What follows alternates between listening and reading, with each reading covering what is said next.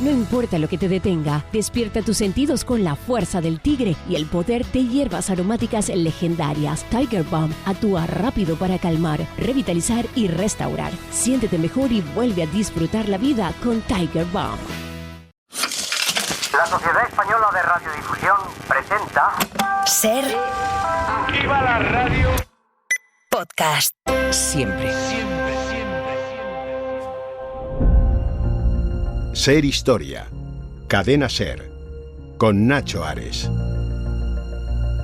No consiste más que en un monóculo sin cristal.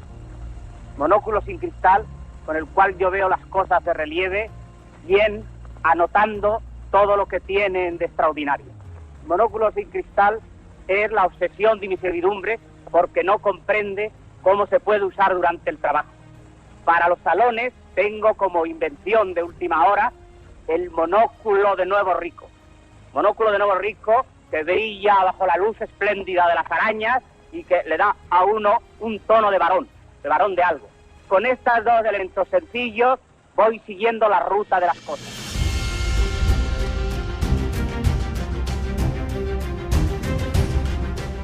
Es la voz de Ramón Gómez de la Serna, en una grabación del año 1928, realizando uno de esos monólogos que tanto le caracterizaron y que lo convirtieron en un personaje muy popular, pero sobre todo muy querido en el mundo intelectual y en el mundo cultural casi de la primera mitad del siglo XX.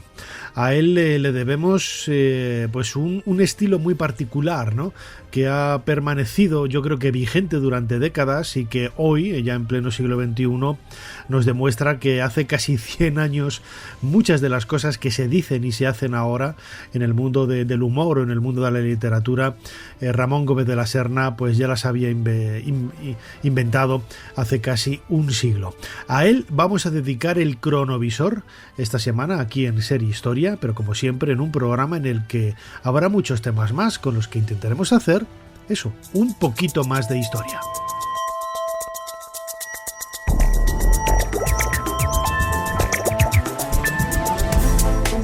Bienvenidos a Ser Historia. Ramón Gómez de la Serna va a ser, de la mano de Jesús Callejo, nuestro crononauta, el protagonista de la primera parte de nuestro programa de hoy.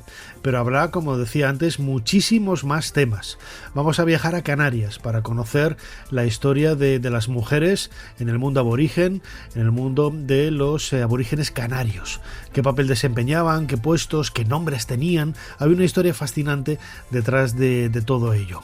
Lorenzo Caprile nos vuelve a visitar para hablarnos de algunas de las exposiciones que hay ahora en diferentes lugares del mundo relacionadas con el mundo de la moda y la historia, y acabaremos nuestro programa hablando de la guerra civil, de la batalla del Ebro y de esos brigadistas que llegaron desde Irlanda, en este caso, para aportar su granito de arena y, en definitiva, aportar el conocimiento de una historia absolutamente increíble. Como siempre, soy Nacho Ares y les doy de nuevo la bienvenida a Ser Historia. Comenzamos.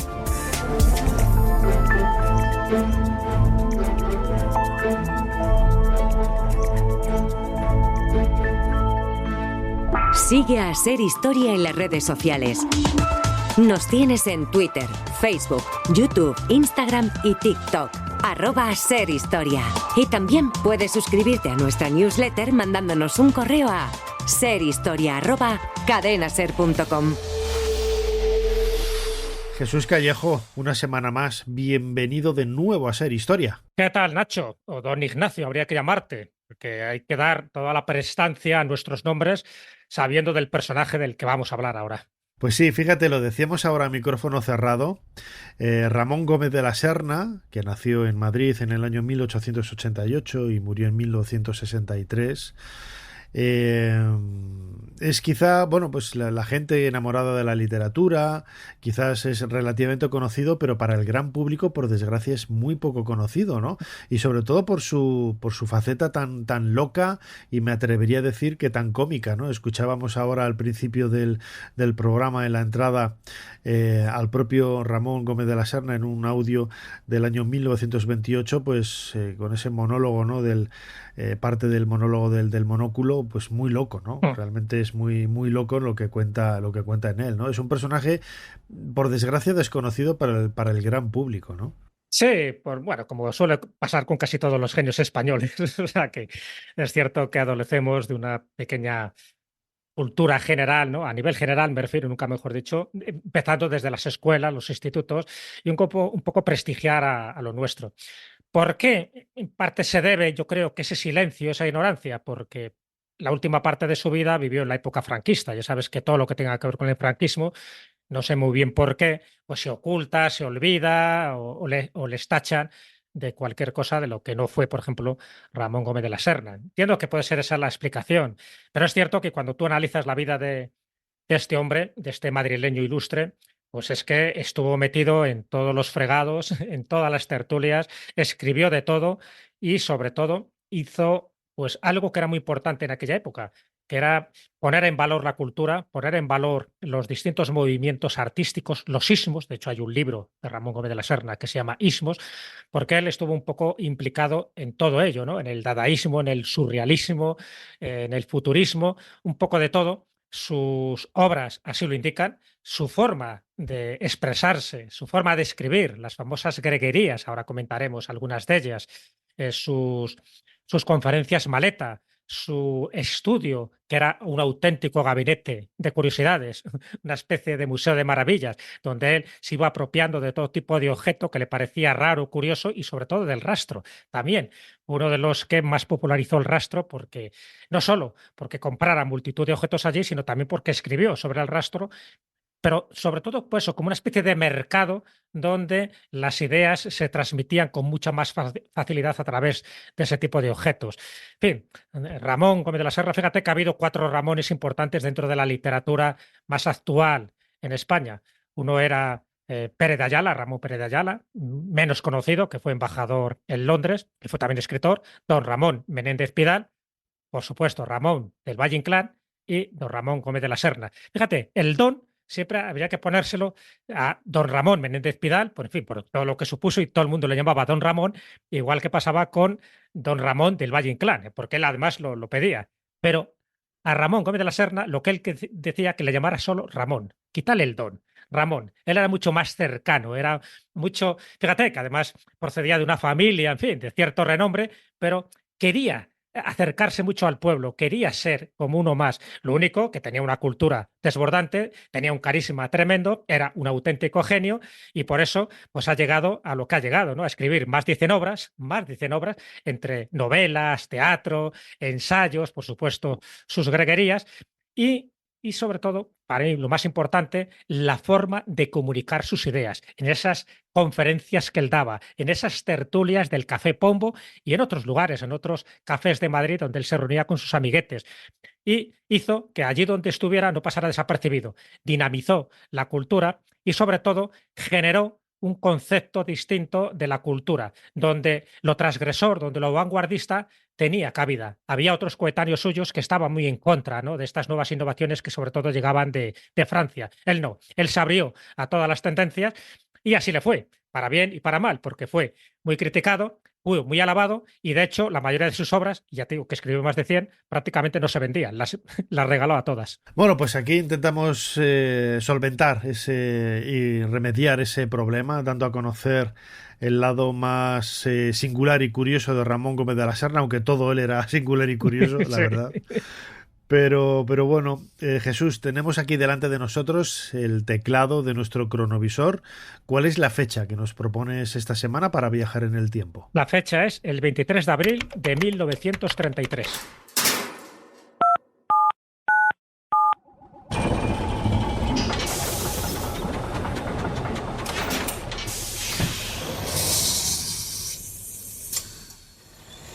Adelante, pasen. Jesús Callejo les está esperando junto al cronovisor.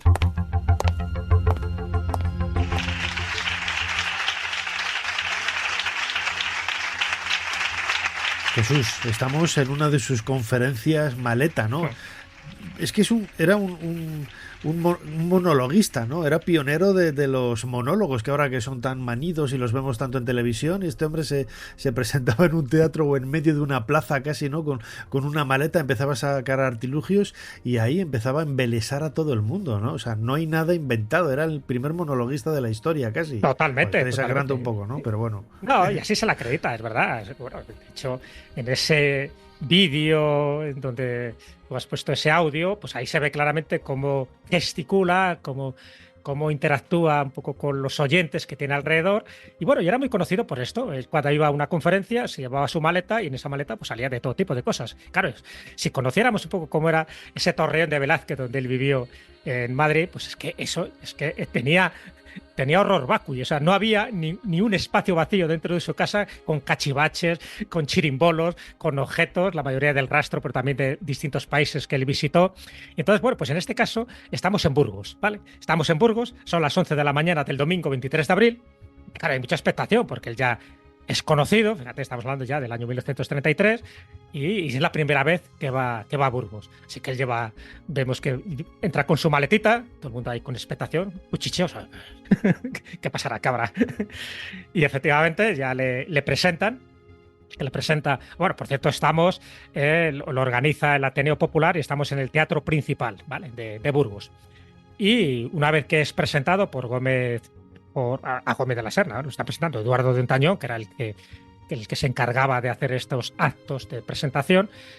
¿Qué ocurre? Pues efectivamente, el primero empieza alabando a Burgos, diciendo bueno, que es la primera vez que él está allí para dar una charla, cuenta que Cervantes pues ya era un gran humorista y pone algún que otro ejemplo, y en ese momento abre la maleta, que es lo que todo el mundo está esperando, y dice, a ver, ¿qué encontramos en esta maleta? Y empieza a sacar de la maleta una peonza, una peluca despeinada, un plumero, un monóculo sin cristal. Le gustaba mucho, por eso también el monólogo del monóculo sin cristal y todas las alabanzas que hace ese monóculo, también lo tiene aquí. Varias muñecas, la cual más rara, un silbato de afilador, una colección de mariposas y un pequeño elefante. Entonces ahí todo el mundo cuchicheando. ¿Qué dirá este hombre, no?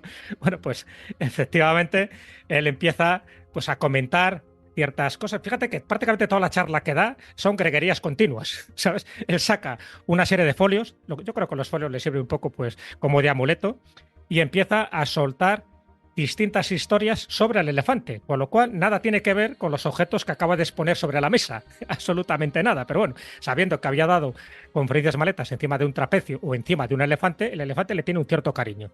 Así que vamos solo a escuchar un pequeño diálogo, ¿no? Uno de los pequeños monólogos. No lo podemos escuchar, pero bueno, yo te lo traduzco porque me gustamos a una cierta distancia para no ser detectados, pero es muy significativo de esas greguerías que soltaba continuamente. Le salían como churros, pero luego se ha convertido también en algo que ha funcionado dentro del mundo de la literatura, porque él llamaba a la greguería que eran metáforas más humor, y llegó a escribir más de 30.000. Bueno, pues habla del elefante, y dentro de lo que dice del elefante, dice lo siguiente.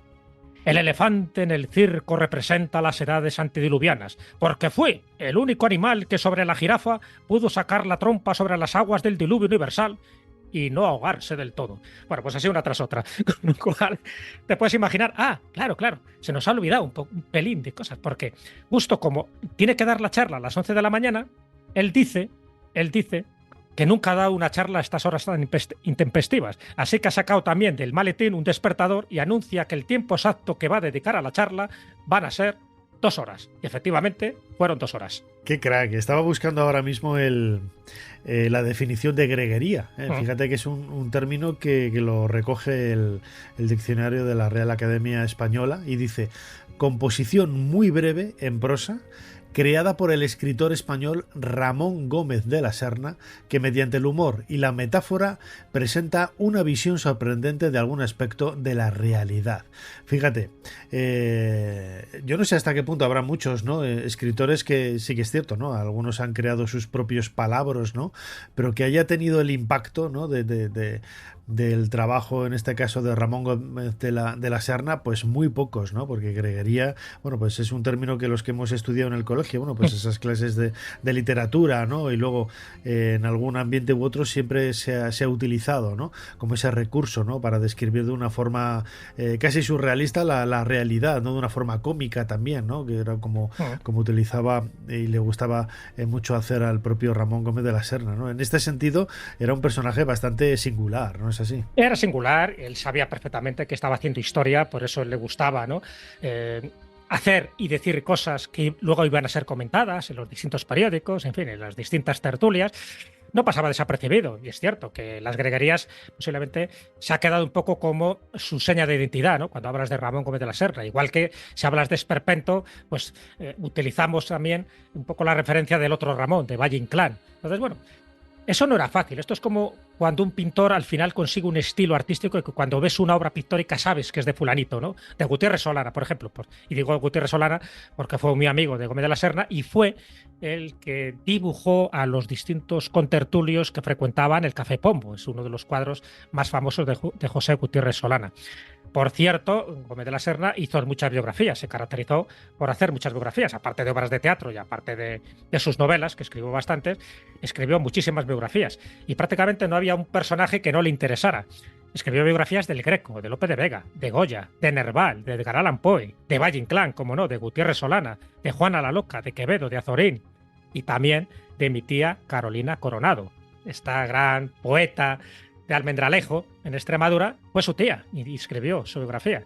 Su tía que acabó también, la pobre, pues bastante trastornada cuando se murió su marido. De hecho, le tuvo allí embalsamado durante 20 años, los últimos 20 años de su vida. Carolina Coronado estuvo conviviendo y hablando con su marido. O sea que, para que veas, bueno, pues su sobrino era Ramón Gómez de la Serna, que no terminó de esa manera, pero sí la tenía muchísimo cariño y le dedicó esta biografía. Por lo tanto, ha pasado la posteridad, lo comentábamos antes fuera de micrófono, ha pasado la posteridad por muchísimas cosas. Qué pena que no se haya hecho una buena película de Ramón Gómez de la Serna, porque realmente lo merece, por todo lo que aportó dentro de ese panorama, del panorama cultural, ojo, no solo de España, porque es verdad que él nació en Madrid y vivió muchísimo tiempo en Madrid, pero él estuvo también en Palencia, estuvo en Segovia, estuvo en Oviedo, y la famosa Vetusta, ¿no? de Clarín, de la regenta de Clarín. Estuvo en París muchísimo tiempo también, ahí conoció a Picasso y a otros cuantos.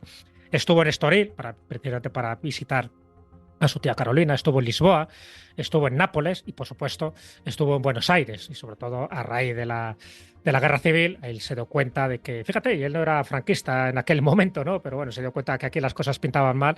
Se fue a Buenos Aires, donde ya había estado dando conferencias, donde, en fin, bueno, de hecho ahora lo comentamos, y también porque su pareja de entonces, que era Luisa Sofovich, era argentina, era una escritora argentina, entonces, bueno, pues tenía allí familia política y por supuesto la acogieron con los brazos abiertos. Así que estuvo en tantos lugares, hizo tantas cosas y una de las cosas que a mí más me interesa es la capacidad que él tenía de coleccionar cosas. Fíjate, una de las anécdotas, se cuentan muchísimas anécdotas de él, pero él cuando estaba en su escritorio, por ejemplo en la calle Velázquez, en su famoso Torreón, y no le llegaba la inspiración porque prácticamente él todo lo que se le ocurría lo escribía, todo lo que escribía lo publicaba y todo lo que publicaba al final lo regalaba porque vendía muy poco, ¿no? Pero cuando no le venía la inspiración, cuando no le llegaban las musas, cogía su mano, metía en su cajón, el cajón estaba lleno de objetos de lo más extraño, toqueteaba, manoseaba y al final alguno de los objetos que él tocaba, lo que fuera una muñeca, fuera una navaja, fuera un silbato, eso le inspiraba para escribir o bien una greguería o para continuar con el argumento de alguna de sus novelas. O sea, que los objetos que él tenía, fíjate, invito a todos los oyentes que nos estén escuchando ahora que entren en internet, que se vayan a las fotografías donde tenía su despacho, tanto en Madrid como también en Buenos Aires, y verá que está plagado de fotografías, de collages, de dibujos, de imágenes, todo. O sea, también en eso se anticipó un poco al fotocollage, porque también lo hizo en su vivienda y en sus habitaciones. Y todo eso, incluso con bolas de cristal colgando, como si fuera una discoteca, todo eso, según él, le inspiraba, todo eso le transmitía un tipo de información. Todo eso hacía que su inspiración fuera mucho más fluida. Si te parece, Jesús, hemos estado hablando antes de esos monólogos, de esos trabajos. El del monóculo es uno que está registrado en forma audiovisual, se puede ver en YouTube, del año 1928. Vamos a escucharle aquí ese fragmento, o sea, son apenas 3 minutos para conocer un poquito más de cerca la figura de Ramón Gómez de la Serna y lo loco y lo divertido que era. También depende mis observaciones de cómo observo vis a vis la realidad de la vida. Por ejemplo, mis observaciones del corral. Yo sé hacer el canto del gallo, que es una cosa que casi todo el mundo sabe. Pero estas otras cosas más sencillas del corral, por ejemplo, este despertar en la tarde calicinosa de todo el gallinero.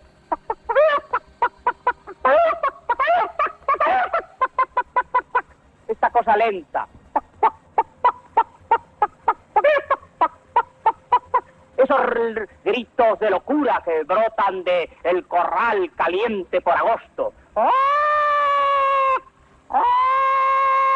Que son alboroto de todo el pueblo, que son la raya con que se señala toda la dimensión del paisaje. Todas estas observaciones de realidad, unidas a mi monóculo sin cristal, dan la base sincera de mi estética.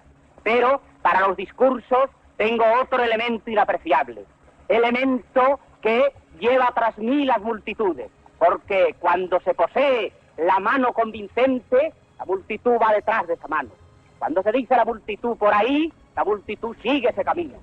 El orador ha de tener esta mano, un sazón de la elocuencia, y esta mano produce también un efecto sedante en el público cuando le aconseja paz. Produce las grandes cuestaciones cuando esta mano se dirige siempre a él en un son de petición. Esta mano caza las ideas como mariposas, cogiendo a hacer el ambiente y redondeando la oración gracias a cómo las ha cazado. Esta mano sirve para señalar 5 razones, por ejemplo. Se puede usar de ella para decir, por 5 razones tenéis que seguir este camino. 5 razones tengo para deciros esto. Todo el mundo, ante tamañas razones, baja la cabeza apabullado. Esta mano sirve para, en la tempestad del público, calmarla plenamente. Y por fin, cuando el orador ya está próximo al final de su discurso, sirve para preparar su planear. Porque esta cosa que tiene el orador de aviador se remonta, parece que va seguro en sus palabras, de pronto se rompe la cabeza en una de ellas, señala la caída en barrena en esa palabra que le falla.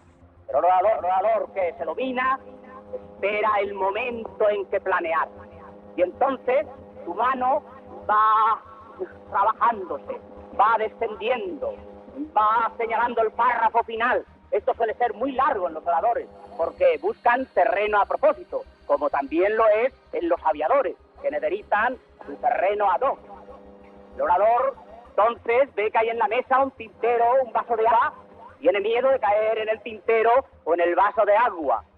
Y entonces, con gran lentitud, para no caer tampoco en una pluma en punta, el orador, tomando sus medidas, concentrándose, coloca su mano sobre la mesa.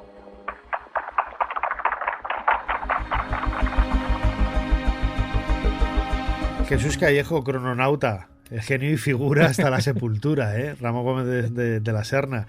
Yo hace unos años en la sección del Hoy por Hoy Madrid con Marta González Novo, donde hablamos de historia de España, lo llevé, ¿no?, para hablar precisamente de él y con algunos de los fragmentos de audio que hemos escuchado. Y era un personaje singular, ¿no? Que es cierto, bueno, que no vendía muchos libros, pero yo creo que tenía muchos seguidores, en el sentido de que, por ejemplo, si lo intentáramos proyectar al presente, se hubiera convertido, porque él también habría adaptado, ¿no?, muchas de sus realidades literarias y de su presentación en los monólogos, se hubiera convertido en uno de los mayores exponentes, ¿no? Sería viral en muchas ocasiones, tendría un montón de seguidores en redes sociales, ¿no?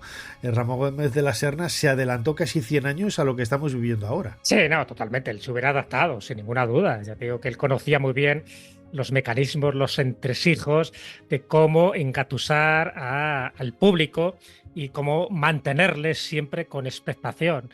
sabía muy bien, de ahí que sacara tantos objetos de su maleta, de ahí que cuando él iba a dar una charla siempre fuera distinta, ¿no? En el circo de invierno, por ejemplo, lo hizo a lomos de un elefante, o por ejemplo, se sabe que estuvo dando una charla en un quirófano y invitó a todos a pastillas, ¿no? A medicamentos. Dentro de ese banquete que él dio en el concurso de Cantejondo en Granada, mientras él daba una conferencia, imagínate, de Cantejondo, la verdad que el hombre sabía de todo, ¿no? Pues contrató a un individuo que de vez en cuando pasaba por allí con una pistola y preguntaba a este individuo con esta pistola al público, le preguntaba al público, ¿no? Dice, ¿le mato ya? Y todo el público diciendo, no, todavía no, para que él siguiera dando la charla. Todo esto era una performance. Y estas performances que ahora están muy de moda, él ya lo sabía orquestar perfectamente. Y si había que darla en un trampolín, lo hacía. Él escribió una novela que se llamaba Los medios seres y para hacerlo se pintó la mitad de la cara en blanco y la otra en negro, ¿no? Como medio ser. Cuando dio una conferencia sobre el jazz se pintó totalmente de negro, ¿no? Cosas de este tipo que por entonces llamaba mucho la atención, porque es lo que tú dices, parecía loco, era un loco maravilloso, era un loco que lo hacía exactamente porque conocía muy bien estos mecanismos, ¿no? En el fondo, él estaba dentro de ese micromundo que intentaba expander y exponer de la mejor manera que él sabía. ¿Y cómo lo sabía? Pues utilizando todos los recursos. Y cuando te digo utilizando todos los recursos, es que él también utilizó la radio, ¿sabes? Él también utilizó la radio.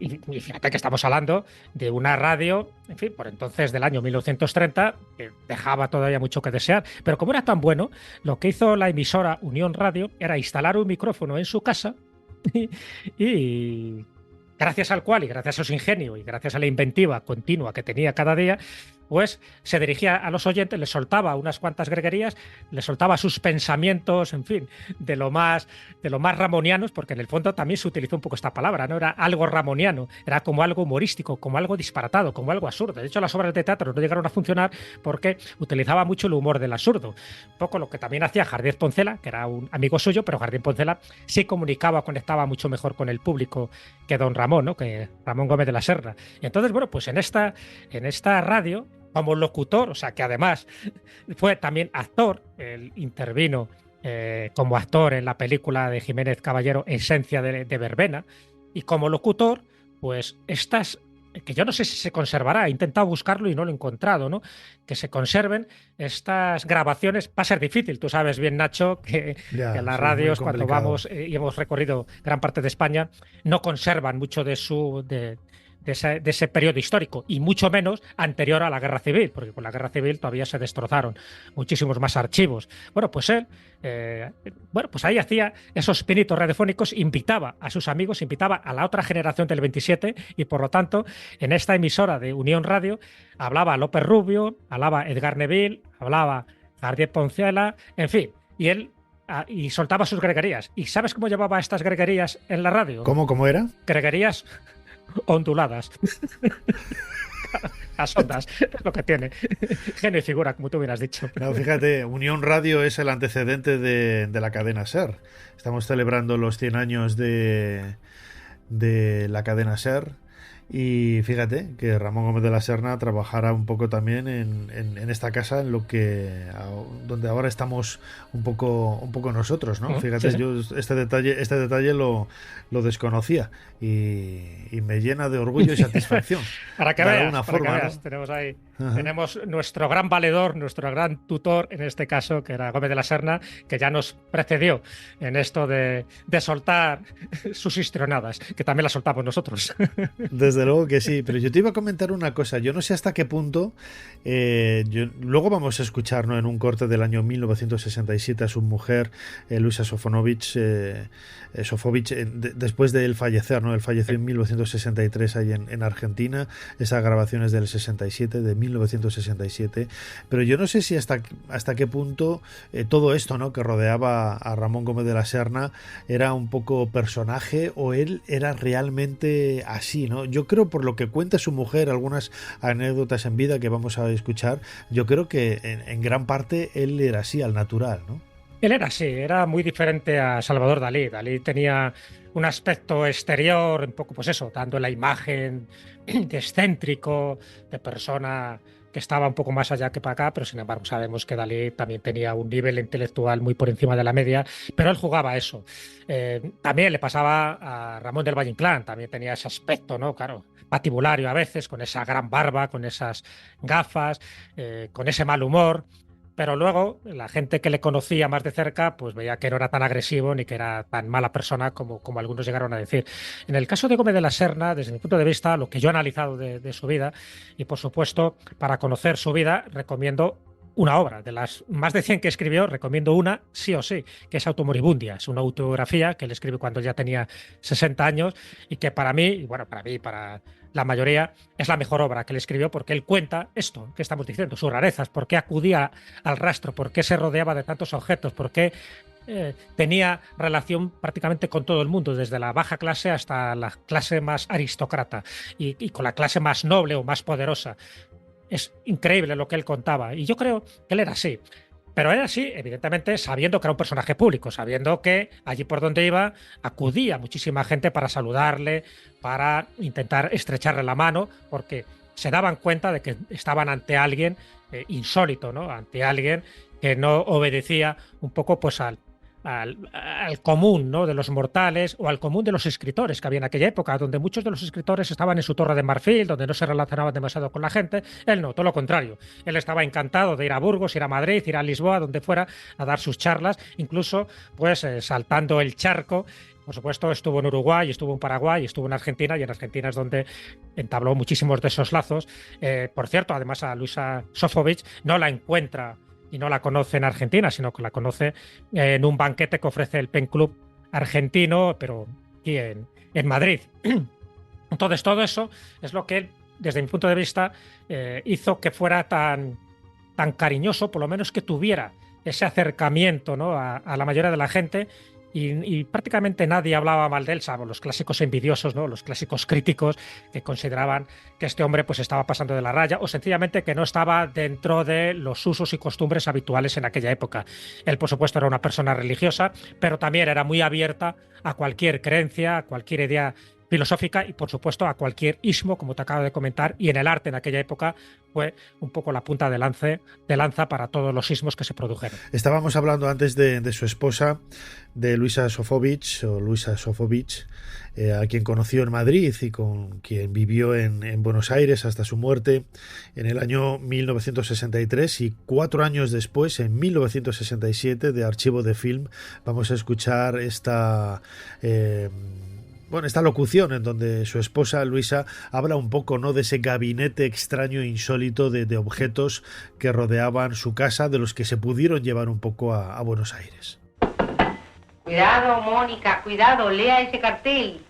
¿Qué dice ahí? Peligro de muerte. ¿Por qué? Bueno, eso lo puso Ramón para que nadie le tocase sus libros, porque ahí en esta biblioteca está toda la obra de él. Él no quería que nadie lo tocara. Nadie, para no perder un ejemplar. Entonces, ojo, no lo toque, ¿eh? ¿Y de dónde salió? ¿De dónde salió este cartel? Mire, este lo trajimos de España. Es de las pocas cosas que cuando salimos de España lo trajimos, este cartel. Pues no es fácil de encontrar. Muy bien, no tocar. No tocar, por las dudas.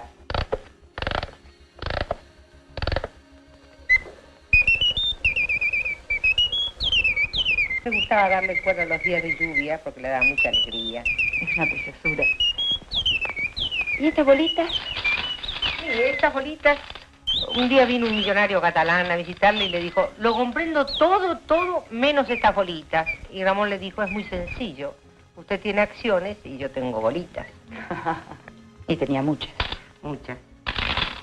Luisa, ¿y este libro qué es? Bueno, este es el libro que los comerciantes anotan sus cuentas y Ramón lo usaba para escribir sus impresiones diarias. ¿Podemos verlo? ¿Cómo no?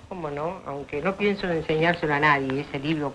Esto posiblemente lo publicaré póstumo, porque es muy íntimo, pero así supongo... se me han caído algunas cosas. Supongo que no revelará el secreto. No, por supuesto que no. Bueno. ¿Él ha anotado sus impresiones de todos los días? Sí, no todos los días, no todos los días. A veces pasaban temporadas largas que no. Cosas que le impresionaban, que le gustaban, las anotaba. Es muy notable que las Navidades... Se conoce que en las Navidades se ponía melancólico y en las Navidades anotaba. Hay muchas Navidades. Este libro comenzó en el año 1952. Es el segundo tomo, porque el primero lo rompió. ¿Lo ve? 16 de junio de 1952, lunes. Lluvia, lluvia, lluvia y frío. Así comienza este diario.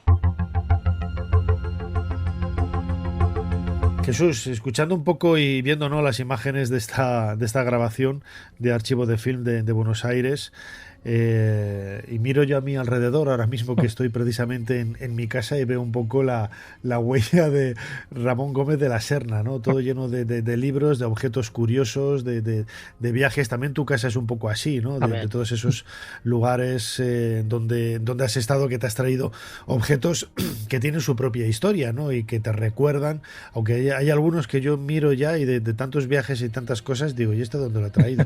¿Esto quién me lo dio? ¿Esto de dónde viene? Esto, aunque más o menos me acuerdo del 99% de ellos, ¿no?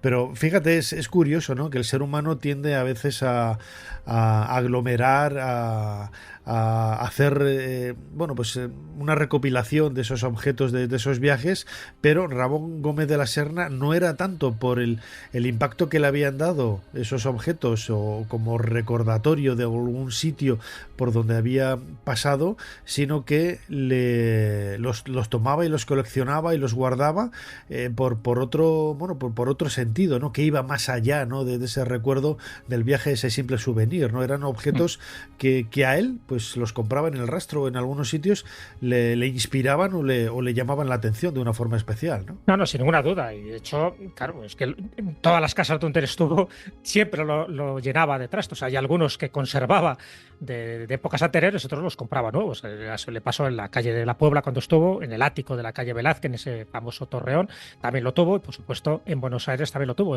Y eso, que cada vez que se cambiaba de casa, y se cambió varias veces, siempre decía que las paredes iban a estar vacías. No lo conseguía, para nada, ¿no? Para él, el rodearse de tanto objeto, y cuidado, y muchos objetos casi arqueológicos, antropológicos, folclóricos, era la búsqueda de nuevos modos de expresión, así como de nuevas emociones artísticas. Recuerda un poco lo que te decía, ¿no?, que él estuvo siempre en esa búsqueda vanguardista, donde el cubismo, el dadaísmo, el surrealismo, pues tuvieron su protagonismo. Entonces, él lo que hacía era eso, rodearse de muchísimas cosas, porque para él era más que un simple coleccionismo. O sea, no era el síndrome de Diógenes, de alguien que se rodea de muchas cosas. No, todo tenía su significado y tenía su colocación. Fíjate que una de las visitas que le hace a su despacho, ¿no?, a este gabinete de curiosidades, se le hace Ortega y Gasset, le dice... y le llama mucho la atención, ¿no?, todo lo que allí se encontró. Y entonces, cuando le preguntan, dice, bueno, ¿qué te pareció, no? ¿Qué te pareció el despacho de Ramón Gómez de la Serna?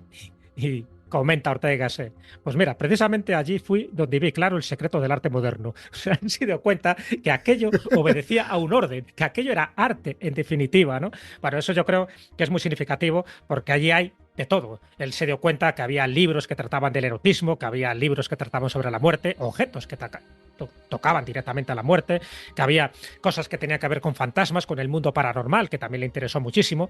Por eso recomiendo, ¿no? Por eso recomiendo Automoribundia, porque ahí refleja muy bien ese pensamiento mágico que él tenía. Y también recomiendo, ya que estamos aquí recomendando, si alguien quiere acercarse a lo que era su despacho, en el Museo de Arte Contemporáneo de Madrid hay una reproducción del despacho que él tenía en el domicilio de Buenos Aires. Entonces es muy importante verlo, porque dices, ahí, bien, no es el mismo despacho, pero sí emana esa energía, ¿no? Un poco emana esa presencia de Gómez de la Serna, el por qué cada cosa, por qué esas bolas de luz, por qué esos collages, por qué esos fotomontajes. Todo eso reflejaba la personalidad poliédrica que tenía Ramón Gómez de la Serna. Fíjate, hemos dedicado este cronovisor a Ramón Gómez de la Serna, que nació en Madrid en el año 1888. No fue tampoco antifranquista, ni republicano, ni nada parecido, ni huyó a Argentina, donde acabó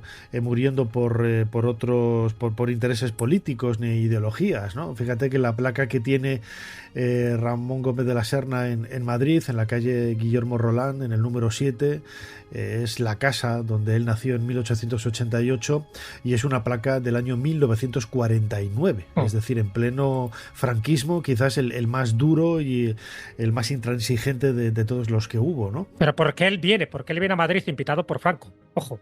Entonces es importante. A ver, por eso un poco el que se le haya tomado con cierto resquemor en algunos casos. Él, cuando estalla la guerra civil, Él, por supuesto, no es franquista para nada, ni le interesaba ese tipo de política, y menos esa política radical y bueno, pues eso, de derechas, ¿no?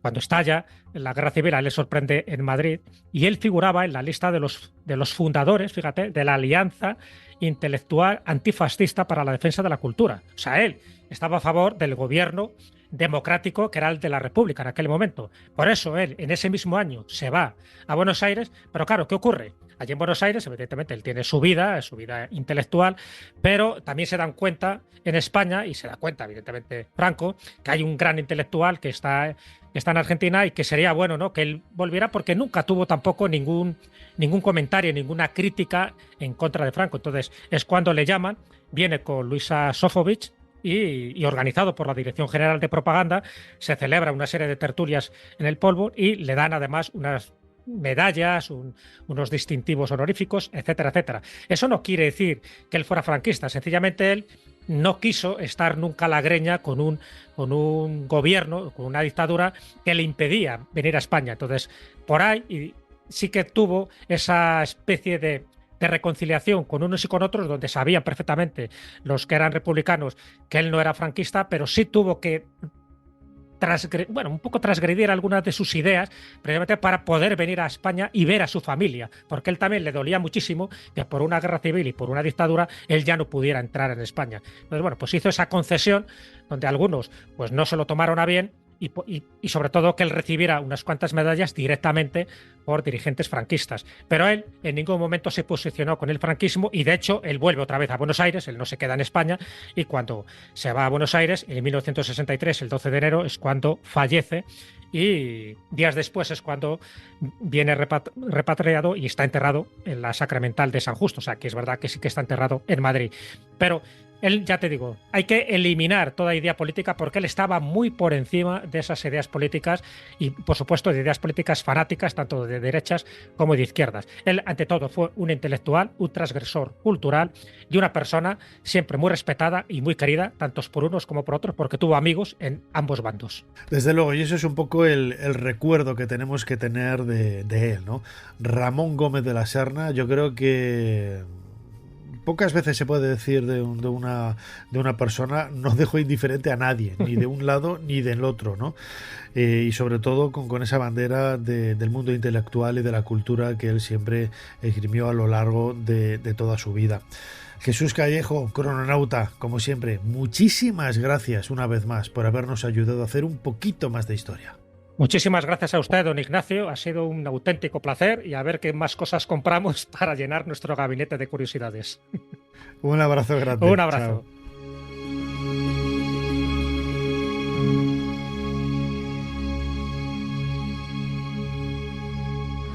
Señor Dumas, aquí el joven del que le hablé, Julio Verne.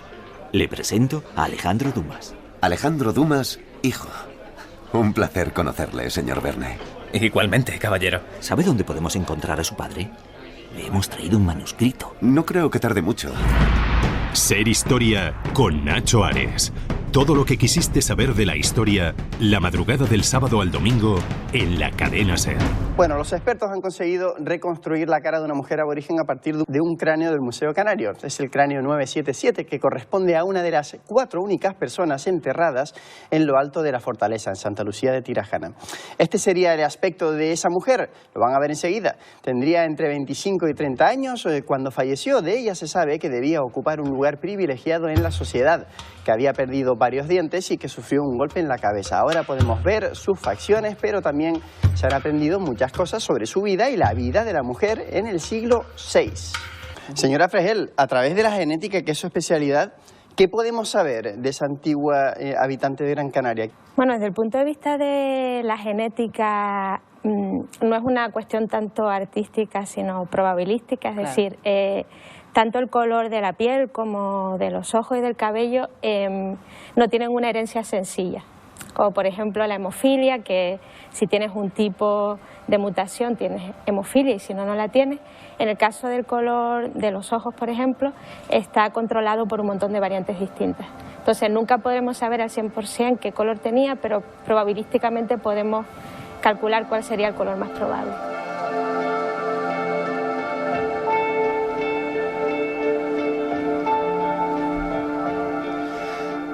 Comenzamos este nuevo bloque de Ser Historia y lo hacemos escuchando un fragmento de los informativos de la televisión canaria en donde se hablaba de la recreación artística y científica también del rostro de una mujer canaria, de una mujer guanche, una aborigen de las islas. La historia de los guanches la hemos tratado, ¿no?, en varias ocasiones aquí en Ser Historia. No es la primera vez que hacemos un programa, ¿no?, en Canarias, en alguna de sus islas, y siempre tocamos la historia local, el tema quizás más humano, ¿no?, desde el punto de vista histórico, con la llegada de los españoles hace poco más de casi 5 siglos, y que marcó un poco la historia de las islas en la actualidad. Queríamos hablar en este bloque, precisamente como escuchábamos en ese corte, de mujeres guanches, y lo queríamos hacer con la excusa de la novela que aquí tratamos, que es Yo soy la doncella guanche, publicada por Azul Grupo Editorial, cuya autora, Susana Carrasco, ya nos acompaña aquí en esta máquina del tiempo. Susana, bienvenida a Ser Historia. Hola, Nacho, muchas gracias. Muy risueña estás. Hombre, siempre. Siempre, ¿no? Muy bien, Susana. Susana, ¿te podemos definir como guanchóloga? Sí, historiadora de Canarias. Yo no sé si existe el término, pero lo vamos a inventar nosotros. Lo vamos a utilizar, claro que sí, guanchóloga, claro que sí. Susana, en esta novela, ya en serio, publicada por Azur Grupo Editorial, hablas del papel, ¿no?, tan importante de la mujer en la sociedad aborigen canaria. ¿Qué documentos hay para poder reconstruir toda esta historia? La documentación fue ardua para poder escribir esta novela histórica, y sobre todo he seguido las fuentes de los grandes historiadores canarios, el padre Espinosa, Abreu Galindo, Romeu de Armas, Marini Cubas. Todos ellos, aunque a veces las opiniones son un poco enfrentadas, y el papel de la mujer guanche como representada como la columna vertebral, ¿no?, del seno familiar en la sociedad de su tiempo, bueno, pues tuvo varios papeles interesantes. Por un lado, fueron artesanas en la elaboración de las cerámicas, el barro cocido, después también en el curtido de pieles, porque confeccionaba los tamarcos, que era el vestido indígena, con el hilo vegetal y la aguja de hueso. En este caso se han encontrado zapatos de cuero en Tenerife. De hecho, el asentamiento guanche más antiguo se encuentra en esta isla, que es la cueva de Bencomo, en la zona de la Orotava, y data del siglo VI a.C. Luego otras tareas que estaban encomendadas a la mujer, la de agricultoras, porque se encargaban de sembrar, recoger, almacenar el grano, también la siembra, viéndolo desde este punto, ¿no?, como símbolo de fertilidad. Por otro lado, eran parteras, ayudaban a los bebés a llegar al mundo, incluso a realizar el baño de purificación a estos recién nacidos. Una especie como de bautismo, ¿no? Sí, la verdad no hemos inventado nada, y muchas culturas han llegado a la misma finalidad, a la misma conclusión, llegando por caminos diferentes, ¿no? Por lo que estás comentando, Susana, la mujer tenía un papel muy importante en la sociedad. ¿Cómo lo vieron los castellanos cuando llegaron allí? Bueno, los castellanos de alguna manera llegaron con los signos de paz y buen entendimiento, pero un poco para engañarlos, ¿no?, y arrasar con todo. Primero les robaban el ganado, que entonces eran cabras, ovejas, peligüey, que no tenían pelo sino solo en la coronilla y en la punta de la cola, y algunos cochinos, y para ellos era como algo deshonroso, ¿no? De hecho, estaba muy mal visto en la sociedad guanche el robo de ganado y la invasión del territorio, ¿no?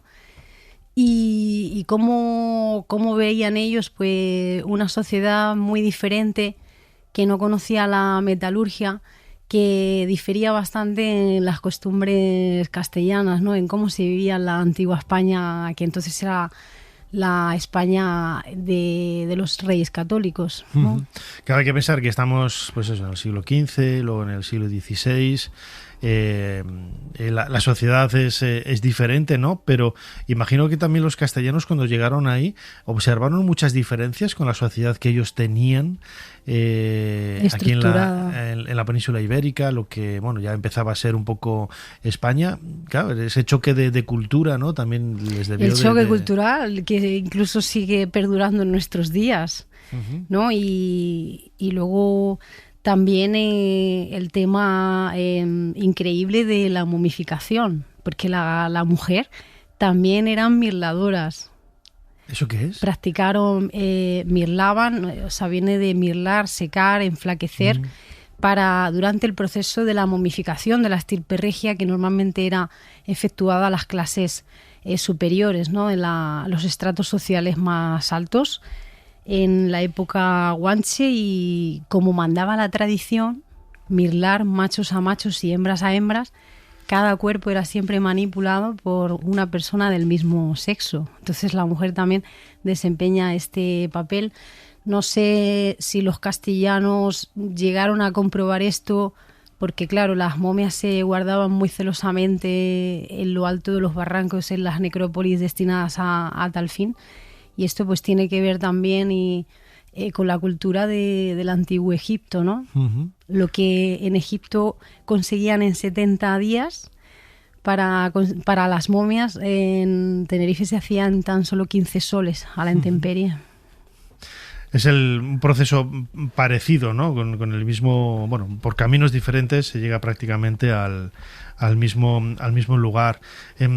Has estado hablando, ¿no? Con esa primera pregunta que te hice, Susana, autora de esta novela Yo soy la doncella guanche, sobre el papel de la mujer. Imagino que habría que diferenciar entre lo que son los estratos más bajos. No creo que hubiera clase media, tal y como sucedía en otros lugares, pero los estratos más bajos y la aristocracia, ¿no? La realeza. ¿Cómo era el papel de la mujer en la realeza principesca del momento? Sí, por ejemplo, en la antigua Tenerife, la esposa del gran Bencomo, que gobernaba en el Mencellato de Taoro, el actual Valle de la Orotava, Añagua, que se sabe, y según las fuentes y las crónicas, lo aconsejaba a Bencomo en el plan de defensa y ataque contra los españoles.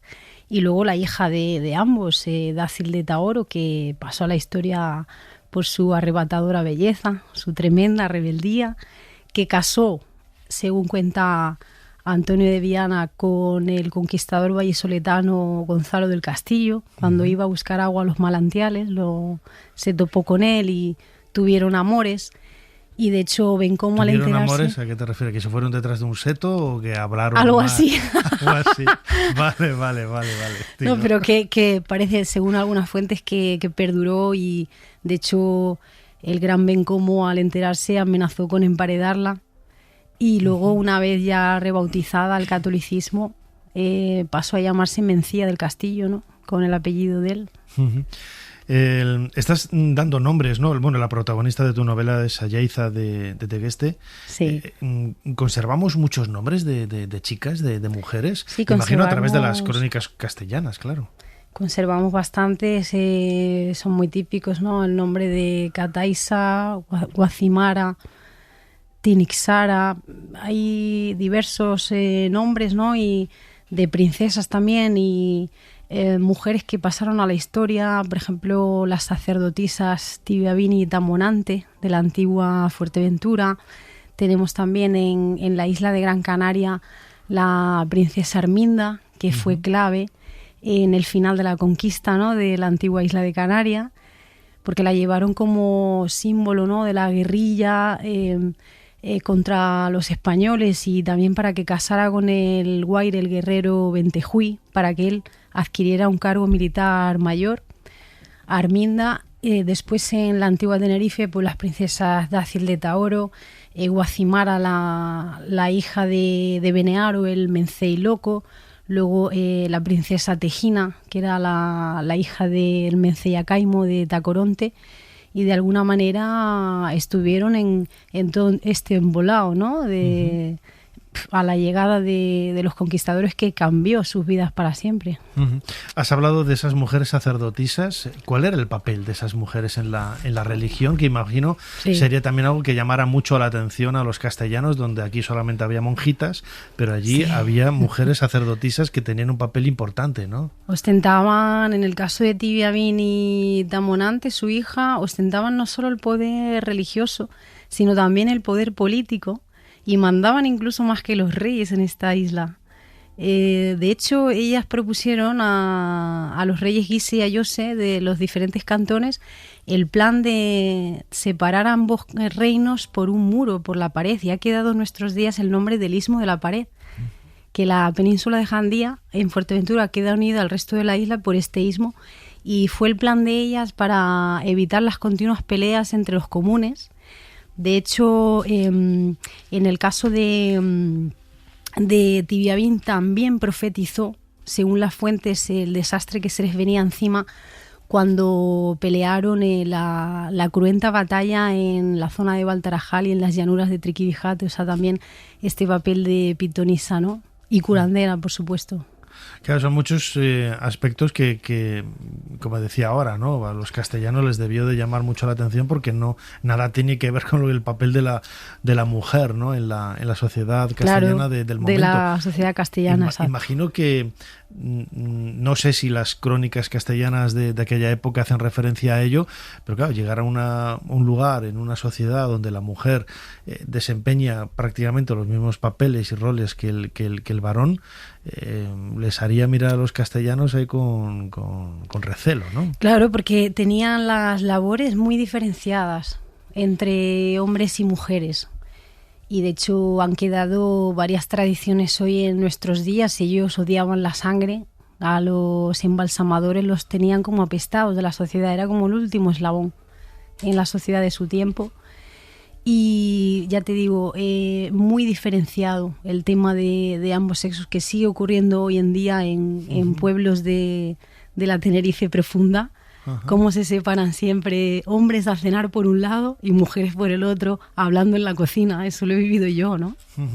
Claro, hay cosas que, a pesar de la llegada de los castellanos y que todos los tinerfeños, ¿no? que hay allí, por ejemplo, pues tienen... Estaba pensando ahora en mi buen amigo José Gregorio González, sí, hombre, nuestro buen amigo, que sigue defendiendo ahí, ¿no? El ADN guanche que dice que tiene, ¿no?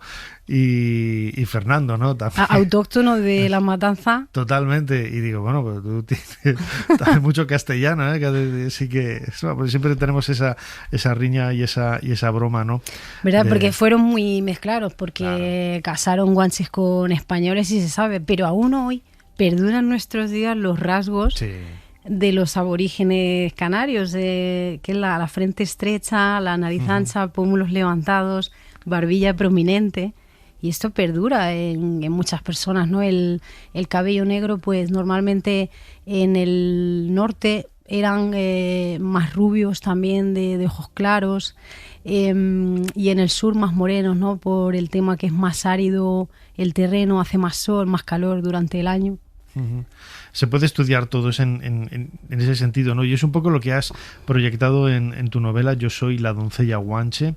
¿Quién es la protagonista? Ayeiza, cuéntanos. La protagonista es Ayeiza de Tegueste y Chimayo, con el apellido del padre, y es una niña, en principio adolescente, que vive en el mencellato de Tegueste, en una unidad familiar equilibrada. Pierden al cabeza de familia, y entonces empiezan a ocurrir los primeros problemas, ¿no? En el seno familiar. Y luego, como su padre habría participado de escudero del Mencey Bencomo, pues les ofrece unas tierras en el mencellato de Taoro y le da trabajo como doncella real para que atienda en confianza a la reina Ñagua y a la princesa Dácil. Entonces viven juntas, ¿no? La conquista de Tenerife en todo su esplendor, con sus amores, todo lo que tienen que pasar, ¿no? y sufrir para defender su honra y su libertad.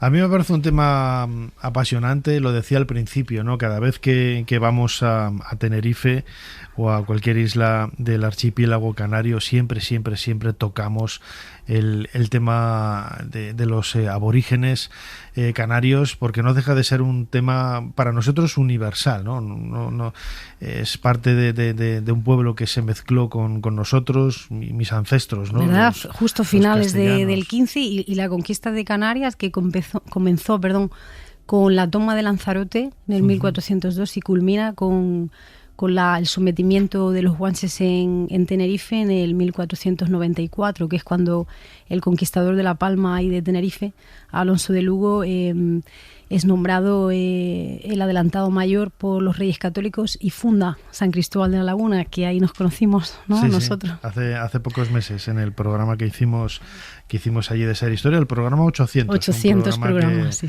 Que recuerdo con muchísimo cariño. Yo soy La doncella guanche, publicado por Azur Grupo Editorial, cuya autora Susana Carrasco ha compartido con nosotros estos minutos de radio aquí en Ser Historia. Susana, como siempre, muchísimas gracias una vez más por gracias a ti, ayudado, Nacho, por invitarme y espero que tengamos otra charla en Desde otro luego momento. que sí, porque el tema de los guanches da para largo. Claro que sí. Muchas gracias.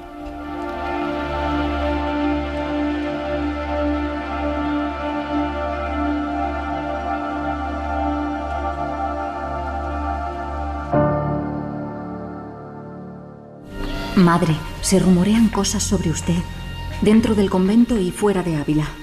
No se deje llevar por las habladurías, María. Usted y yo sabemos que en este convento entra y sale demasiada gente. Es usted famosa, madre. La fama nunca ha de ser el camino, Sor María. Ser Historia con Nacho Ares. Todo lo que quisiste saber de la historia, la madrugada del sábado al domingo en la cadena SER. Think pink. Think pink when you shop for summer clothes. Think pink. Think pink if you want that Kelka shows.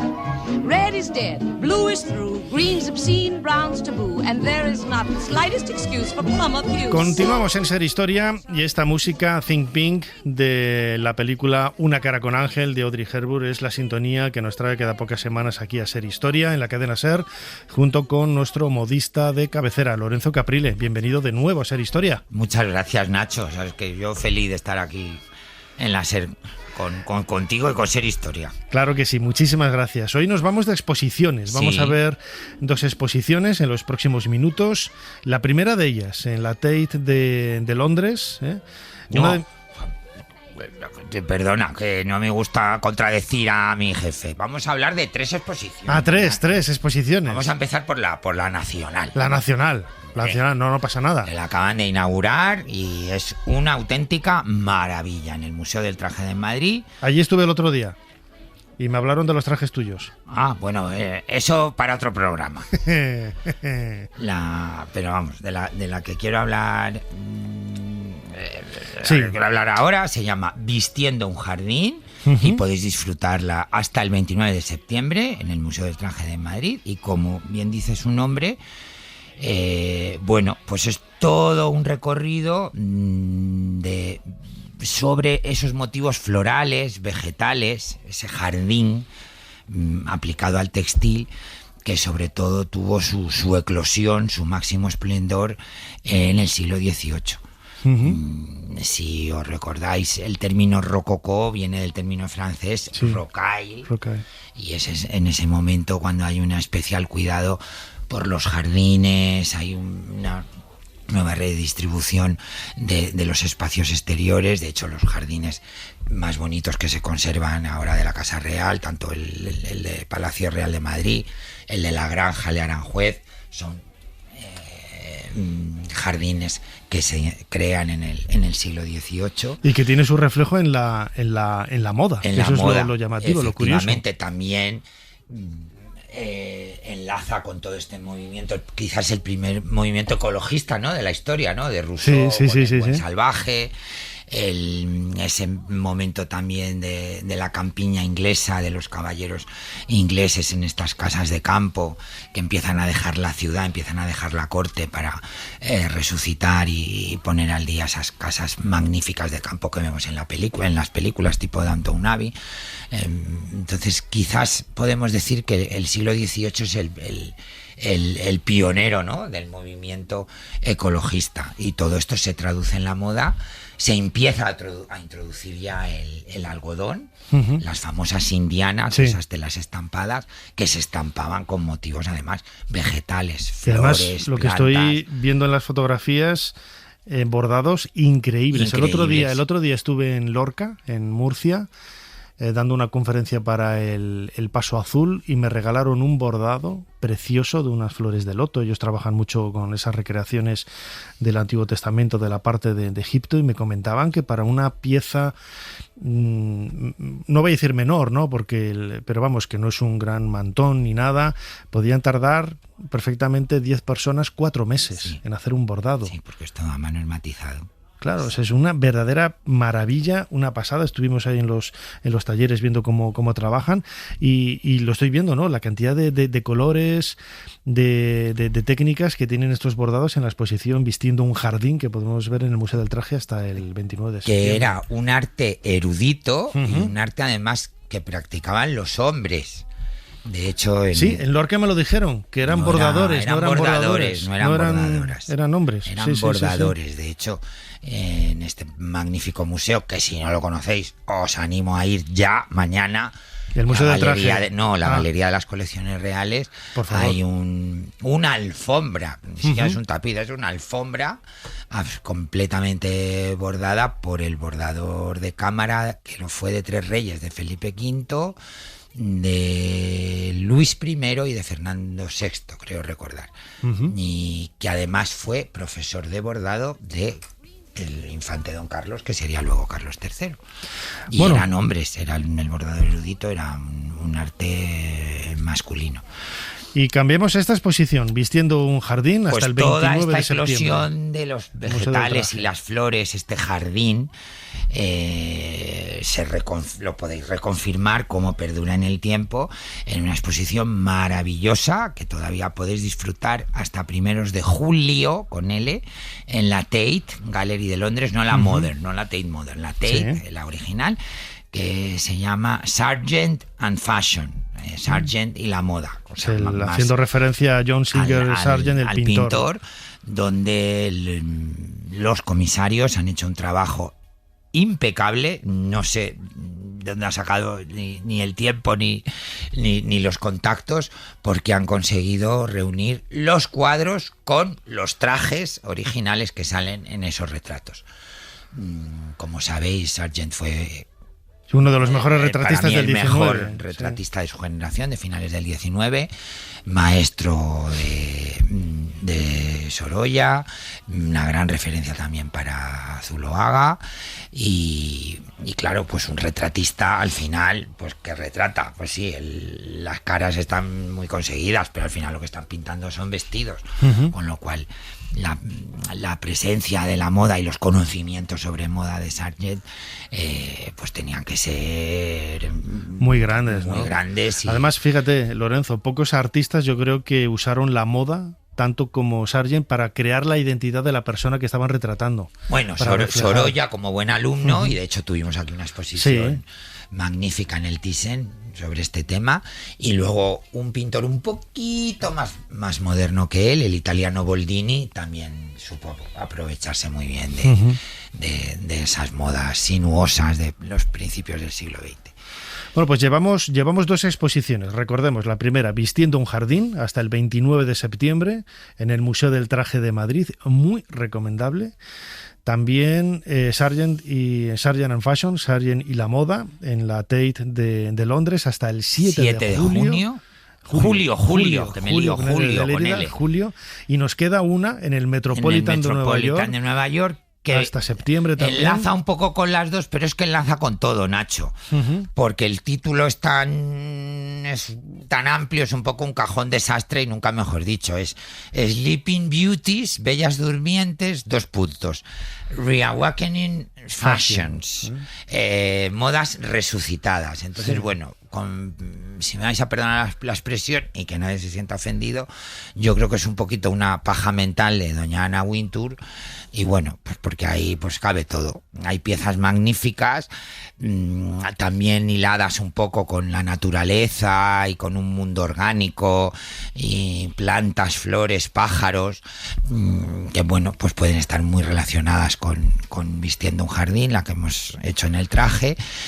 Pero luego también ella quiere conectar como las nuevas tecnologías, los ordenadores, la inteligencia artificial, en fin, pues pueden poner al día esas referencias y resucitar a esas bellas durmientes, ¿no? Entonces, bueno, pues es un hilo conductor que yo no he entendido muy bien, pero bueno, es la excusa para resucitar, despertar, nunca mejor dicho, pues a algunas piezas del Metropolitan excepcionales que nunca se habían expuesto hasta ahora y que se han restaurado para la ocasión.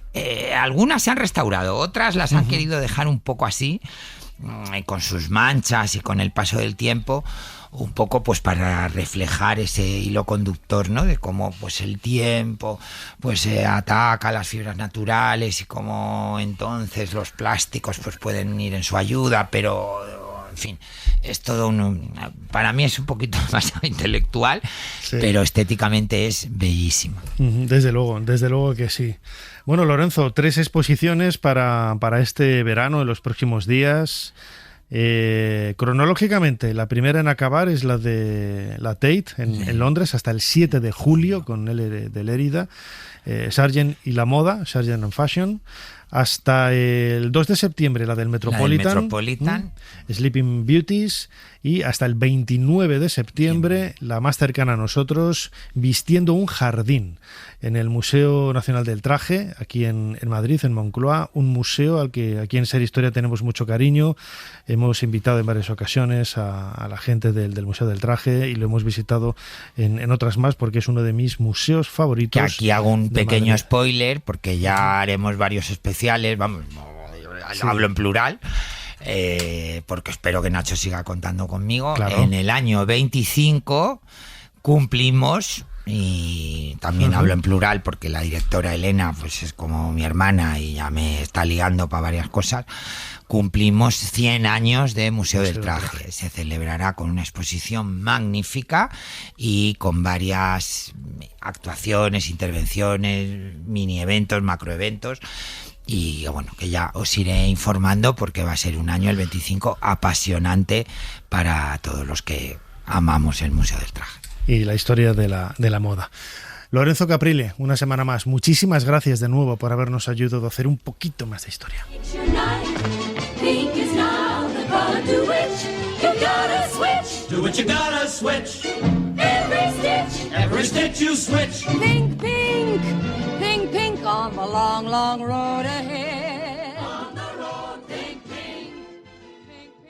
Señor Edison, un hombre con una maleta pregunta por usted. Dice que se llama Nikola Tesla. Hágale pasar. Tome asiento, por favor. Así que es usted Tesla, el serbio que viene de París. Sí, señor. Es un placer conocerle. Bachelor me habló de usted. Y viene con la maleta, como si acabara de llegar en el último barco. Pues en realidad sí, señor. Acabo de llegar de París. Ser Historia con Nacho Ares. Todo lo que quisiste saber de la historia, la madrugada del sábado al domingo, en la cadena SER. Ahora cuesta creerlo, pero entre 1936 y 1939, casi 2.500 civiles británicos e irlandeses abandonaron sus hogares para luchar en una guerra extranjera. Lo hicieron sin decírselo a sus familias, sin recibir paga y sin el apoyo de su gobierno. Lo hicieron por sus creencias, sus convicciones y su deseo de frenar la negra sombra del fascismo. Fueron a España, un país destrozado por una brutal y sangrienta guerra civil. Acudieron a defender al gobierno republicano de un levantamiento encabezado por el general Franco y apoyado por Adolf Hitler. Integrados en las brigadas internacionales, más de 500 británicos e irlandeses murieron en los campos de batalla españoles. Y aquellos que regresaron se convirtieron en marginados en su propio país.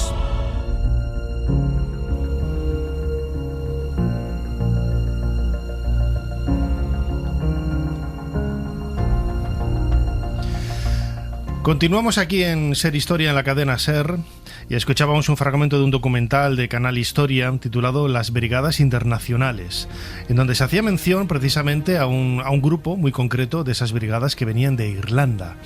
Gente que se sumó al lado republicano en la guerra civil, en la guerra incivil, como me gusta a mí decir en muchas ocasiones. Y este va a ser un poco el marco, el contexto histórico para los próximos minutos, como decía aquí en Ser Historia, ya que vamos a hablar de uno de esos brigadistas que dejó publicadas sus memorias, dejó escritas sus memorias. Lo hizo en gaélico e irlandés. Es una lengua autóctona de Irlanda. Ahora hablaremos con uno de sus traductores, y en esas memorias nos acerca un poco esas vivencias, ¿no?, que él tuvo. Él perdió parte de una pierna, es decir, una historia realmente dolorosa, emotiva y en cierto punto también pues absolutamente cruel. Eugene Downing es el autor de estas memorias, La Niña Bonita y Robin Dabb. Ahora el traductor, nuestro compañero Víctor Renano, nos ayudará, ¿no? Víctor Renero nos ayudará a traducir estos términos. Víctor, bienvenido de nuevo a Ser Historia. Muchas gracias por invitarme, y si me permitís decir algo en irlandés, Goramille Mazagot o Huirat. Muchísimas gracias por vuestra invitación. Muchísimas gracias, Víctor. Víctor Renero es el traductor, junto con Juan Renales y Pilar Ortiz, de este libro publicado por Huerga y Fierro Editores, y son las memorias de Eugene Downing. La Niña Bonita, que hace referencia, ¿no?, a la República. Es un juego de palabras, y Roisin Dubh. Yo decía Dam, yéndome un poco por el inglés, ¿no? Pero es también una alegoría de Irlanda, ¿no? Sí, Roisin Dubh, que es Rosita Morena. Es una vieja tradición irlandesa que arranca con un tipo de poemas muy típicos de Irlanda, que son los Aisling, las visiones. Roisin Dubh es la representación de Irlanda. Es una joven, a veces se puede representar como una vieja anciana, pero es una joven que representa a Irlanda. Es una representación simbólica de Irlanda, muy típica de la poesía irlandesa, sobre todo del siglo XVIII y XIX. Hay un famosísimo poema, Roisin Dubh, y una canción de Thin Lizzy también. Y este poema, que representa a Irlanda como la mujer que llama a los irlandeses a luchar, la joven Rosita Morena, pues hay una versión de Podrick Pearse, uno de los líderes de la Revolución del 16, que fue probablemente la que leyó Eugene Downing, y entonces Eugene coge estos dos términos, La Niña Bonita, la República, y Roisin Dubh, porque en el fondo su libro trata de los dos mundos, ¿no?, del mundo de la República Española, y hay un capítulo entero en el que recuerda sus comienzos de activista comunista y obrero en la Irlanda ultraconservadora de los años 30. ¿Cómo nacen esas brigadas en Irlanda para apoyar a la República? Bueno, la causa parece obvia, ¿no? Pero sí, ¿qué es lo que hace que un grupo de extranjeros, en este caso en Irlanda, tomen la decisión, ¿no?, de cruzar el mar para llegar a la península? Bueno, hay que recordar que también hay un grupo de brigadistas que van a luchar con Franco, que tienen muy poca actividad en el Jarama y poco más, pero estos brigadistas en los que pertenece Eugene Downing son brigadistas de izquierdas, ¿no? Vienen unos 250, de los cuales 60 solo son de la isla. El resto son nacidos en la isla, pero vienen de Canadá, Estados Unidos, Inglaterra, incluso de Australia, ¿no? Y de estos 250 vienen en dos tandas, unos a diciembre del 36 y otros en marzo del 38, en los que viene Downing. ¿Qué les mueve a luchar? Pues hay dos corrientes políticas muy claras entre los irlandeses que forman la llamada columna Connolly, por el líder obrero del 16, ¿no? Los primeros que llegan son republicanos de izquierdas, no comunistas. Son republicanos, antiguos miembros del IRA, los derrotados de la Guerra Civil Irlandesa, que lucharon contra el tratado y la partición. Uh-huh. Y estos republicanos lo que quieren es ganar fuerza y fama para que luego en Irlanda convertirse en un movimiento importante, porque estaban un poco marginados. Y los que llegan en el 38 son comunistas, son miembros del Partido Comunista de Irlanda, o irlandés, que se funda en el 33 y que van directamente a luchar contra el fascismo. Eugene Downing mismamente, él cuando hace recuerdo de su actividad con boicots, huelgas, manifestaciones, incluso está en la cárcel un tiempo, se da cuenta que la sociedad irlandesa no se mueve, no hay manera de cambiar las cosas, y entonces él dice, él claramente quiere ir a España a hacer algo, parar el fascismo, ¿no? Lo que quiere es parar el fascismo en Europa, parar el fascismo en España, por eso él va allí. Él llega con 25 años, él nació en 1913, era bastante joven, imagino que cargado de ideales y acompañado de personas, de compañeros que tenían su propia ideología, ¿no? Como decías, él llegó en marzo del año 1938 y le tocó estar en la batalla del Ebro, ¿no? Sí. Que es donde perdió la pierna, ¿no? Bueno, desde de la rodilla hasta abajo, ¿no? Sí, él es... este libro, lo curioso que tiene es que la parte política no está tan presente y la parte bélica tampoco, porque tampoco hay batalla al final, ¿no? Cuando él es herido en el Col dels Gironesos, en la Sierra de Cabals, en el combate por Gandesa. Pero sobre todo se puede entender como un libro de viajes. Él es un joven comunista irlandés que viene a España y todo le llama la atención, ¿no? Él viene con sus compañeros, por supuesto, viene muy concienciado de lo que va a hacer y de la lucha que va a hacer, ¿no? Pero él va asombrado por todo, es un mundo exótico para él. Ya desde que llega a Londres, él busca el Londres de Dickens y de Conan Doyle. Cuando llega a París, busca el París de Dumas. Y cuando viene a Cataluña, le sorprende todo. Le sorprende que haya gente en las calles lustrando los zapatos de otras personas. Le sorprende que los españoles tengan una especie de fieltro de cuero que desdoblan, lo llenan y beben así empinando el codo. Le sorprende que las moscas acudan al vino ahí. Le sorprende que unas chicas entren en una iglesia donde están durmiendo ellos y se pongan a jugar y tiren de una campana. Claro, él es comunista irlandés, pero tiene un fuerte trasfondo religioso, entonces eso lo ve que todavía le impacta, ¿no? Entonces son todo anécdotas, curiosidades que le van llamando la atención, algunas divertidas, otras muy tristes de la vida dura de los soldados y de la miseria de la gente en ese momento. Es lo que contaba, ¿no? Ese trasfondo también un poco de dolor que hay en estas memorias. Eugene Downing, la niña bonita, y Rosin Duff. Lo comentaba ahora, ¿no? Él llega en el año 1938, pierde una pierna y prácticamente está poco tiempo, ¿no? Apenas un año en España, y él regresa a Londres, ¿no? Imagino que con todo ese bagaje aprendido en el último año, que me atrevería a decir casi que es más intenso de todo lo que había vivido en los 25 años anteriores, ¿no? Sí, efectivamente. Cuando nosotros nos pusimos a traducir estas memorias, Eugene Downing o Dineen en irlandés había muerto ya, pero nos pusimos en contacto con su sobrino Brendan Byrne, al que estaremos siempre agradecidos por toda la información que nos dio y los archivos, que permitió el acceso al archivo personal. Y entonces Brendan nos contó siempre el qué pasó después, ¿no? Cuando él vuelve de España herido, que incluso pues cuando está en el hospital y dicen que le tienen que cortar la pierna, él bromea, hay mucha ironía en este libro, y dice, ahora sí que he tenido un pie en una tumba española, ¿no? Y entonces cuando él vuelve, él se va a Londres a pasar la guerra, y cuando termina la guerra mundial, él vuelve a Irlanda y él emprende varios negocios. Él era periodista y librero, emprende varios negocios de librerías ambulantes y demás, siempre en esa idea de extender la cultura y de hacer a la gente pensar a través de los libros. Pero todos estos proyectos van fracasando, y él vuelve a Londres, donde trabajará de administrativo para la Compañía del Gas, para United Artists, y vuelve en los años 80 a Irlanda, donde empieza... Él era... su lengua nativa no era el irlandés, era el inglés, pero él lo aprende, vive en una familia, se cría en una familia muy concienciada con el tema del idioma, y entonces él, cuando vuelve a Irlanda para jubilarse, escribe una columna sobre sus vivencias en España en un periódico de lengua irlandesa. y luego en el año 86 le dicen, ¿por qué no lo publicas? Y lo publica en irlandés, ¿no? Claro, lo hizo bastante tarde, pues sí, 50 años después, sí, casi, sí, ¿no? ya de sus la memorias, guerra. por eso son memorias filtradas un poco, ¿no? Pero recuerda muchas cosas, ¿no? Su activismo comunista todavía siguió en los años 50 y 60, apoyó a un candidato comunista a la presidencia de Irlanda y siempre estuvo muy convencido, ¿no? Su sobrino nos contaba que acompañaba a su madre a misa, pero él se quedaba siempre fuera, y ese tipo de cosas. Estuvo en España después, estuvo en el año 76 y en el año 84, y bueno, pues estuvo recorriendo las zonas donde había sido herido.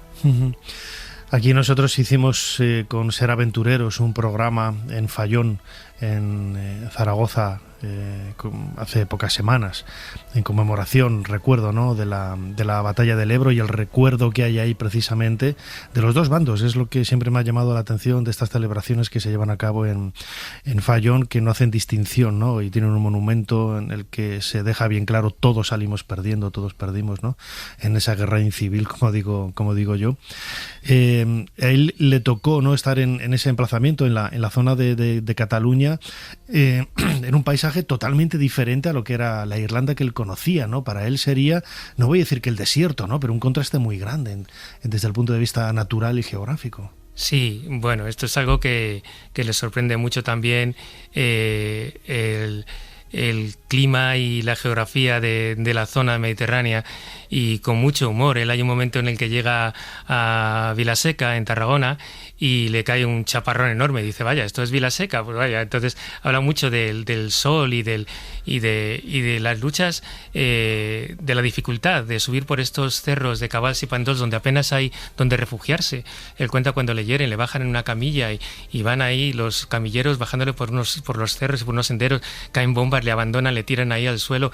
Entonces hay momentos así muy, muy duros de este combate, que también, por ejemplo, Charlie Donnelly, el poeta que muere en el Jarama, también escribe, uno de sus últimos poemas es incluso las aceitunas sangran, ¿no?, porque es complicadísimo refugiarse entre los escasos olivos y árboles que hay ahí para luchar, ¿no? Y esto lo refleja él también al final en el combate, donde refleja también pues la ilusión que tienen cuando avanzan, luego la retirada, y luego también hay algún momento del dolor de los heridos en el hospital. Tiene un capítulo que se llama Lamento por los compañeros perdidos, donde repasa a los amigos que han muerto y cuenta un poco ahí.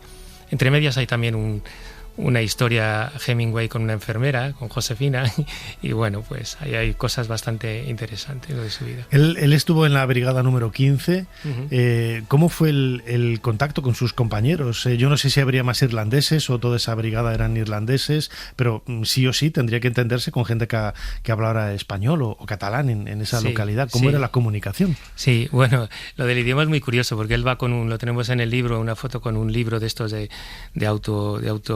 aprendizaje del español, y claro, él sabe frases típicas así, no aprendiendo frases, pero luego dice las frases comunes, dice, ¿qué sé decir? La luna sale por el horizonte, pero no sé decir que era un vaso de agua, ¿no? Cosas así, ¿no?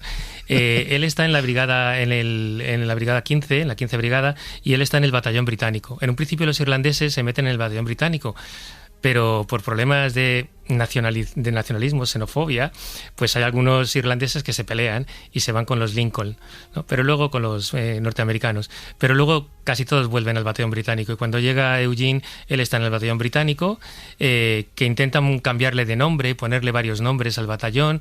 Dentro del batallón los irlandeses se reconocían como Columna Connolly, y ellos entran en contacto con los españoles, porque en la brigada había españoles también, con americanos, muchos oficiales, con los oficiales irlandeses, con griegos, hay un poco de todo, con los que hablan en inglés fundamentalmente. Hay un capítulo muy interesante en el que celebran la revolución de 1798, el día de Wolfe Tone, la revolución que tuvo lugar con apoyo de los franceses.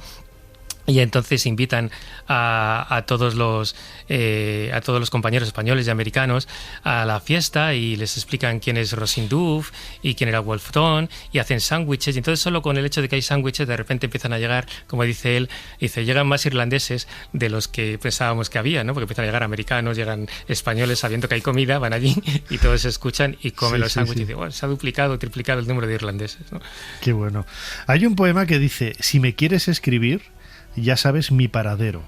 en el frente de Gandesa, en primera línea de fuego. ¿Este poema qué es? Sí, es una de las canciones típicas de la guerra civil, ¿no? Con Ay Carmela.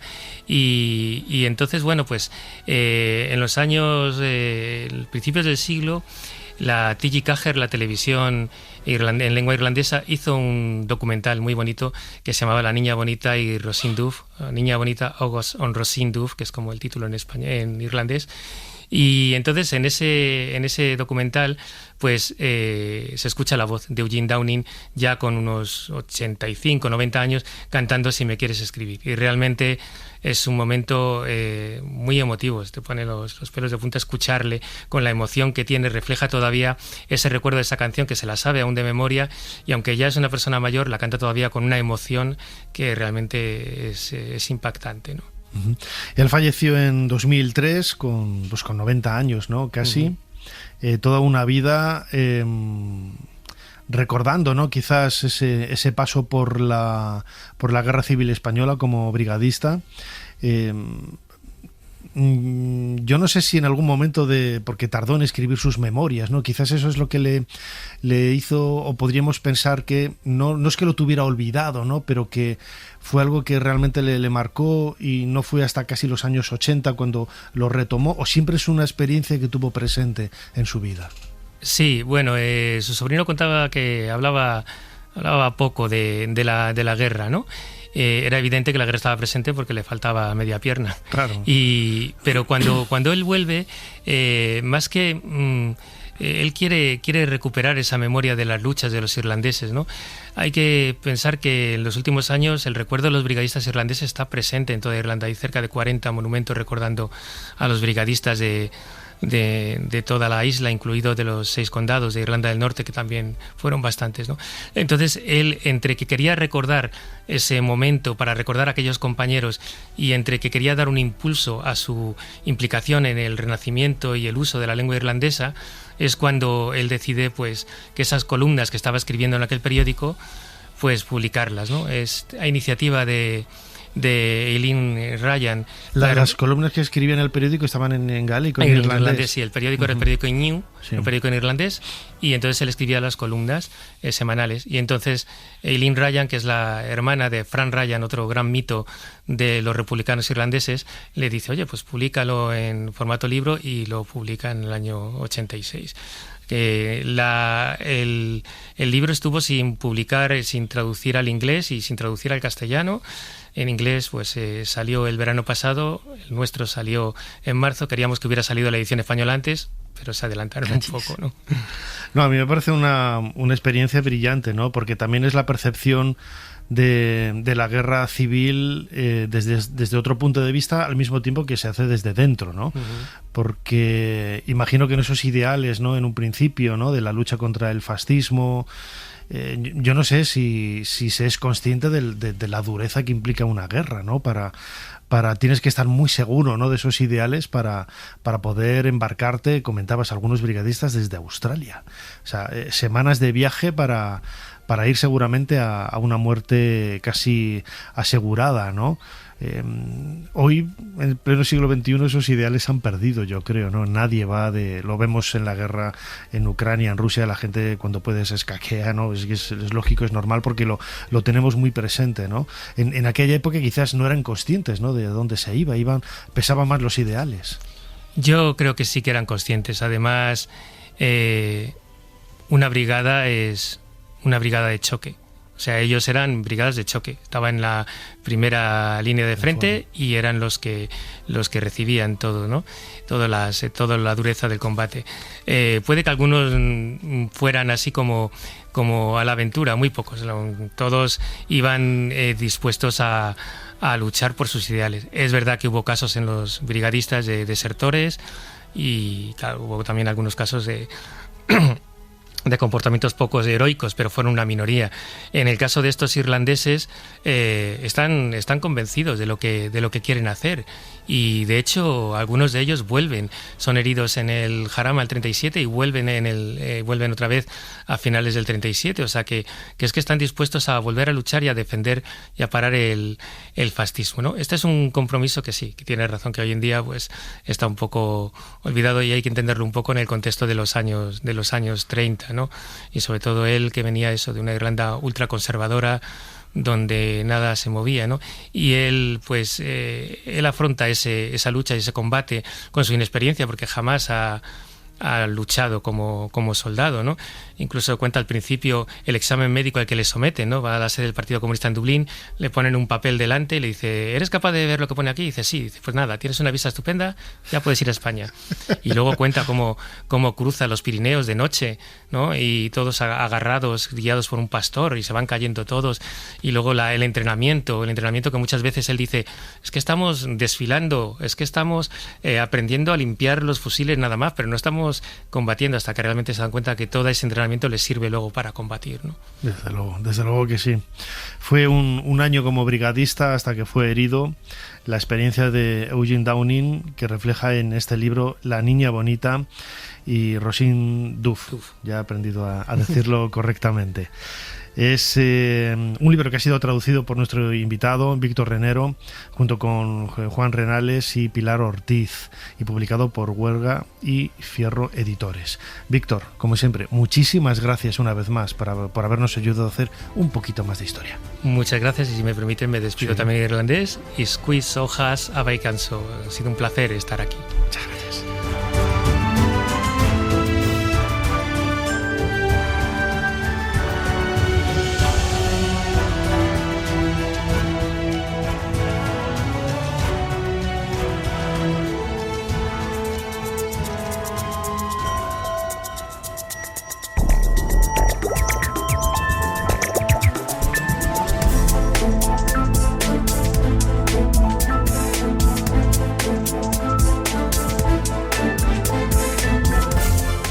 Llegamos al final de nuestro programa de hoy, que hemos dedicado a Ramón Gómez de la Serna y otros temas como colecciones de moda, la mujer aborigen canaria, el famoso brigadista irlandés, bueno, infinidad de temas, ¿no? Que hemos hablado un poco aquí de todo ello, intentando hacer un poquito más de historia. Fermín Agustí, como siempre, ha estado en la producción del programa, Ana Caballero controlando las redes sociales y también parte de la producción, Chumi Rodríguez a los mandos de esta máquina del tiempo, y delante del micrófono y en la dirección, vuestro humilde servidor Nacho Ares.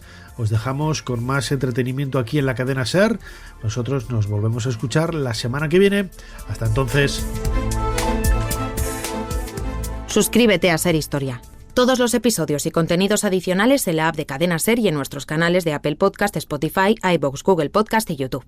Escúchanos en directo en la SER los domingos a la 1:30 de la madrugada. Cadena SER. La radio. No importa lo que te detenga, despierta tus sentidos con la fuerza del tigre y el poder de hierbas aromáticas legendarias. Tiger Balm actúa rápido para calmar, revitalizar y restaurar. Siéntete mejor y vuelve a disfrutar la vida con Tiger Balm.